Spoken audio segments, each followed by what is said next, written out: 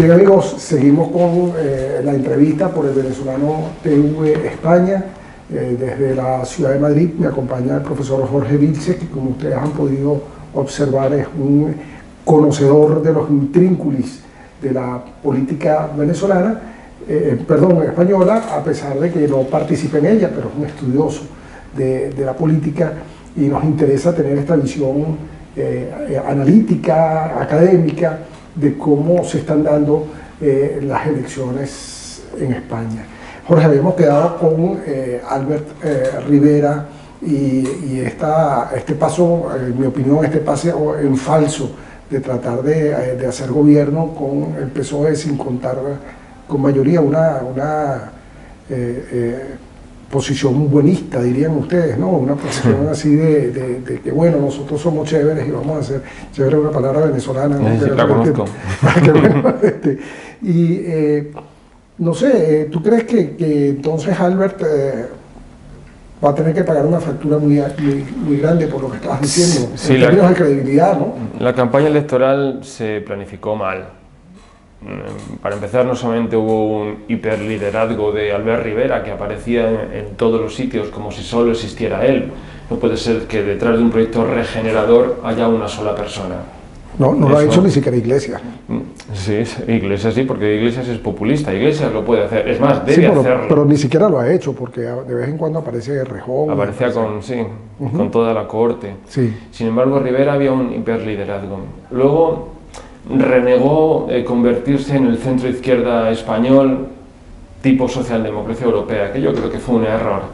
Venderse como el centrismo cañí, el centrismo hispano no funciona, porque el centro político como tal no es una ideología y eso no existe.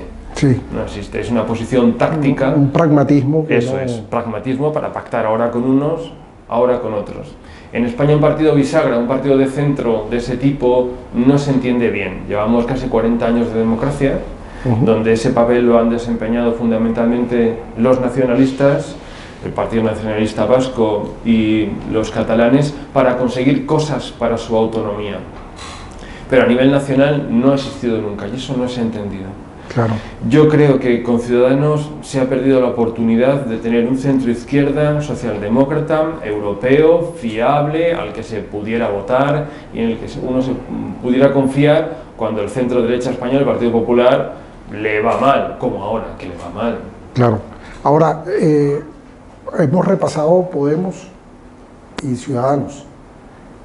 Hablamos muy cortamente del PSOE. Me gustaría ahondar un poco más en esta cuesta que tiene por delante Pedro Sánchez, porque pareciera ya de antemano el gran derrotado de este proceso electoral. Y digo el gran derrotado porque, bueno, si había una percepción de fuerzas con capacidad de gobernar, eran el PP y el PSOE, pero con el PSOE relegado a un tercer lugar en las últimas encuestas, yo creo que la factura que le están pasando a Pedro Sánchez por ese intento fallido de formar gobierno es bastante cuantiosa en términos de votos y de escaños. Lo tiene muy complicado, es una situación inédita dentro del Partido Socialista, porque hasta ahora siempre su candidatura y su programa había sido un programa de gobierno, es decir, una alternativa a la UCD en su momento y al Partido Popular después. Sin embargo, Pedro Sánchez ha obtenido los peores resultados electorales de la historia del Partido Socialista, lo cual le ha supuesto una contestación interna como jamás se había vivido dentro del partido, jamás. Y se nota, y públicamente sale, porque así lo sacan la gente del Partido Socialista, que existe la alternativa de Susana Díaz. Sí. Es decir, la andaluza alternativa a Pedro Sánchez. Eso duele y eso debilita su liderazgo. Y por otro lado, las bases del Partido Socialista, sus militantes, los que tienen que defender el voto al Partido Socialista en su entorno, con su familia, sus amigos, con su trabajo, están podemizados. En el sentido de que ellos lo que quieren los militantes, es un gobierno con Unidos Podemos. Un gobierno de izquierdas. De izquierda real. Exactamente, que quite al PP del gobierno. O sea, el Rajoy no une mucho a la izquierda, tanto que hace insignificante a Pedro Sánchez, porque el voto útil, el voto real de izquierdas, va a Pablo Iglesias. El que quiere quitar a Rajoy, vota a Pablo Iglesias. Y a eso contribuye el discurso de Pedro Sánchez. Ahora, nos están viendo muchos espectadores venezolanos y de Estados Unidos que hay que recordarles que el sistema electoral español, la gente no vota por el candidato, sino que vota por el partido, y que es en el Parlamento donde se cuadran los votos para elegir a quién va a ser el jefe de gobierno. Estamos bien, ¿no? Eso es. Entonces, vamos a suponer un escenario que el señor Rajoy repite los votos que sacó en las elecciones pasadas. Las encuestas más o menos están diciendo eso, o sea que el PP sigue siendo una mayoría, aunque no una mayoría lo suficientemente grande, pero bueno, es la mayoría circunstancial. Después vendría Podemos, después vendría el PSOE y al final Ciudadanos, si se repitieran lo que dicen las encuestas. ¿Qué alternativa tiene el PSOE? El PSOE podría verdaderamente irse con Podemos o podría tratar de jugar a la regeneración con el PP. Y jugar a la regeneración quiere decir a este gran pacto donde, bueno, vamos a acordar reformar la Constitución de la forma que la tengamos que reformar, vamos a tratar de resolver los problemas que no resolvimos antes y que es nuestra responsabilidad resolver si queremos seguir siendo partidos con vigencia dentro del sistema político español. Ahora mismo el PSOE de Pedro Sánchez tiene dos alternativas. O bien pacta con el Partido Popular, para lo cual Pedro Sánchez tendría que ser sustituido, es decir, una persona que ha estado haciendo durante años campaña contra Rajoy no puede luego sentarse de una manera digna y formar gobierno, tendría que ser sustituido. Aún así, eso no es difícil. Es posible, es posible. Y la otra alternativa que tiene, que es la que le gusta a Pedro Sánchez y con la que está contando, es sumar sus escaños a los de Unidos Podemos y a los de los independentistas catalanes. Con eso sí tendría mayoría suficiente para formar gobierno. Sí, pero no sería él el jefe. Pero no sería él el jefe. Sería Pablo Iglesias y dependerían de los nacionalistas catalanes. Con lo cual, la primera opción, la del PP, es la muerte de Pedro Sánchez y un quiebro muy importante en el Partido Socialista, cuyo discurso es anti-PP, y la segunda opción, ese frente de izquierdas, ese frente popular, también sería fúnebre para el Partido Socialista, porque cedería el liderazgo de la izquierda a Unidos Podemos y además rompería la Constitución de 1978 cediendo a los referéndums de autodeterminación en las regiones españolas. Así que la perspectiva del PSOE de Sánchez, insisto, el PSOE de Sánchez es muy negra. ¿Cómo hace Sánchez para dormir? No sé qué le habrá recetado su médico de cabecera. Otra cosa que hay que explicar, amigos, es que en España es posible nombrar jefe de gobierno a una persona distinta de los cuatro o de los que participan en el proceso electoral. Es decir, puede haber un acuerdo hipotético entre el PP y el PSOE y decidir que el candidato, que el presidente sea el profesor Jorge Vilches. Pero es posible, ¿no? Es posible, sí. Claro. La ley lo permite, eso es lo que, sí, queremos decir. Bueno, es el caso del señor Puigdemont en Cataluña. En Cataluña, ¿no? Que él no era candidato y sin embargo ahorita es el presidente de la Generalitat. Ahora, ese no podría ser, o sea, pedir la cabeza de Rajoy no sería una manera de salvar un poco el cuello de Pedro Sánchez en ese posible pacto.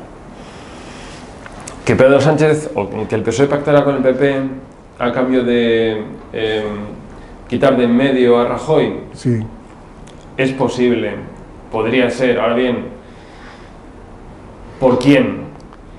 Hay que tener en cuenta... Eso es lo que más o menos dicen Aznar y Felipe, ¿no? Felipe González. Sí, podría ser alguien de dentro del Partido Popular. Pensemos que después del verano viene el Congreso del Partido Popular en el cual se puede hacer esa transición a otra persona. Todo apunta a Pablo Casado.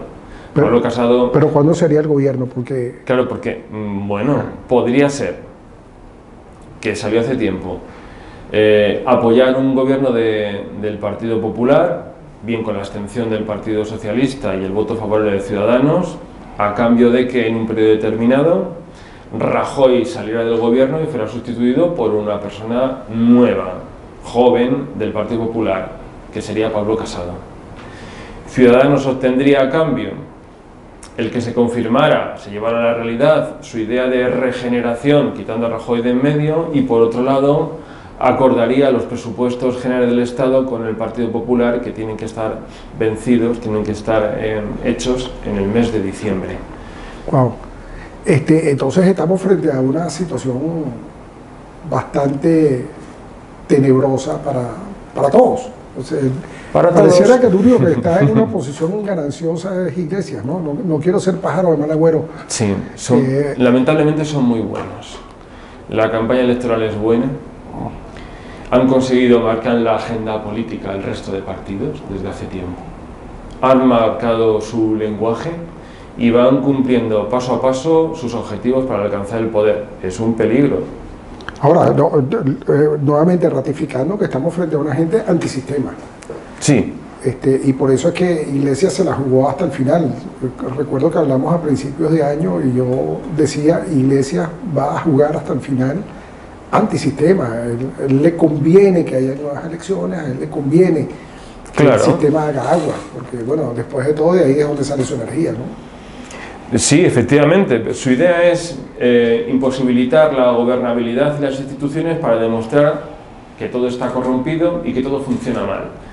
Cuanto peor esté, más justificado está su discurso de hagamos una constitución nueva, para que esto no vuelva a pasar.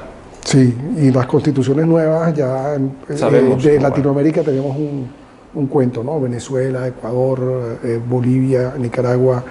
Eso es. Y con lo que eso viene... Está todo hecho, está todo inventado. Asociado, sí, es una... lo hemos dicho antes, es una especie de franquicia, ¿no? Que ahora está viniéndose para acá.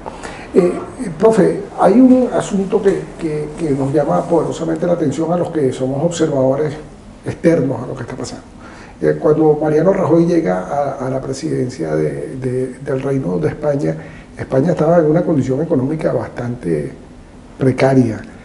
Bueno, por un manejo inadecuado de Zapatero de la economía, no haber enfrentado la crisis de Europa con la fortaleza que había que haberlo enfrentado.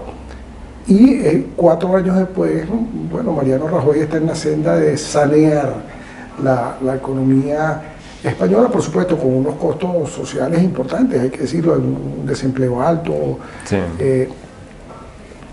¿Cómo es posible que Mariano Rajoy no pueda usufructuar una gestión evidentemente positiva? Porque no es el momento histórico y político para un discurso economicista y tecnócrata, que es lo que ha hecho el Partido Popular de Mariano Rajoy desde el año 2008. Aparcaron la ideología y los principios políticos en 2008 y se aferraron a la buena gestión económica como la bandera de su partido. Ahora, hoy, 2016, lo que pide el elector es más ideología, más principios, porque la economía se puede gestionar de una forma ideológica, no de una forma tecnocrática como presenta el Partido Popular. De ahí que Pablo Iglesias presente ese programa económico del que hablábamos antes. Alicia, y dos huevos duros, y más gasto público. Alicia, que el País de las Maravillas, me dijo un colega tuyo esta mañana, no sí. Voy a nombrar porque no estoy autorizado para nombrarlo, pero un colega tuyo de otra universidad. Eso es. Me dijo que el programa de gobierno era Alicia, que el País de las Maravillas, ¿no? Porque son puras expresiones de buenos deseos, ¿no? Hoy salía Alberto Garzón, comunista, diciendo que la economía es ideología. Y eso cala. Es decir, el otro, me refiero a Mariano Rajoy, presentándose como buen gestor, en realidad eso no engancha a la gente. Sí.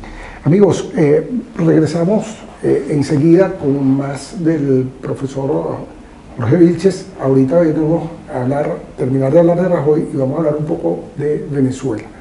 Ya regresamos.